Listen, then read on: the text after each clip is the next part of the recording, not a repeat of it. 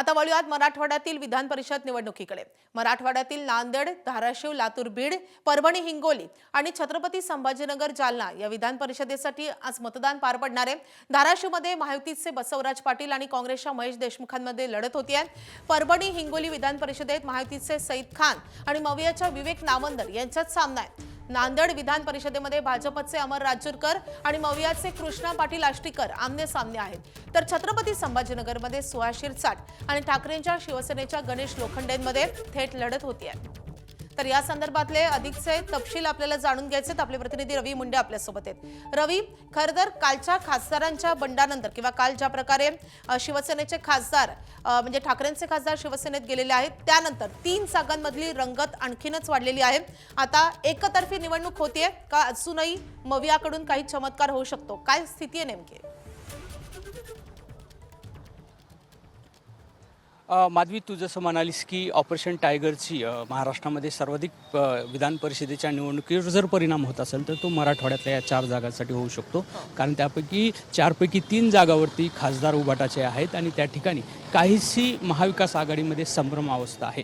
जसं आपण नांदेडचं उदाहरण घेतलं की आष्टीकरांची जी पक्षांतराची चर्चा आहे त्याचा परिणाम कुठंतरी महाविकास आघाडीच्या मतदानावरती होऊ शकतो की काय, अशी प्रकारची चर्चा आहे। त्या ठिकाणी काँग्रेसचं जवळपास सर्वाधिक महाविकास आघाडीचं मतदान आहे, 92 आहे त्यांची संख्या।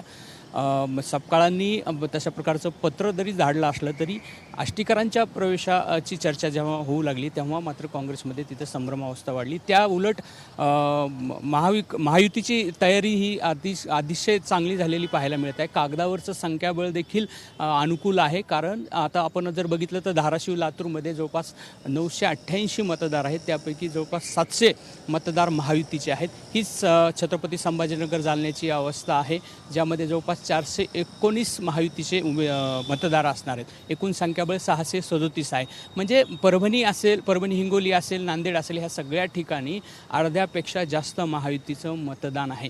आणि त्या उपर महायुतीच्या वरिष्ठ नेत्यांच्या बैठका, सभा या ठिकाणी झाल्या आणि त्या ठिकाणी क्रॉस वोटिंग टाळण्यासाठीची पूर्ण तयारी केलेली आहे।